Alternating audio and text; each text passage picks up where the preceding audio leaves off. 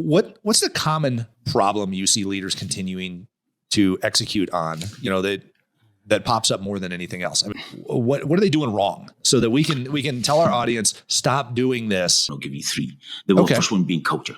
Culture is huge. Do not ignore your culture. You have a culture whether you know it or not. And if you don't know it, you've got a bad culture. If you know it, then you can work towards a good culture. Love that. The other one that I think is really important is leaders chasing too many things. Okay. You can't do everything. So if you've got a 10-man team and you've got 15 things on your priority list for this quarter, I'm going to say you're going to miss most of those. Your team isn't going to be able to flex and do anything meaningful if you've got so many priorities and you're chasing something, or even if your priorities are changing week to week. This is a priority this week. We've not finished it yet, but we're going to stop that and do this next thing.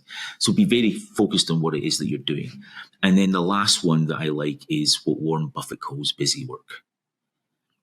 Way too many people mistake activity for progress.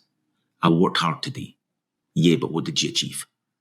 So that mistaking activity for progress is another big one. But it all comes down to that culture, focus on what's important to you, and then make sure that everything you're doing is driving you towards that. And I think if you got those right, pretty much everything else then starts to become less important, and you can pick those things up over time. Some great points there. Everybody make sure you go back and listen to those and write those 3 things down.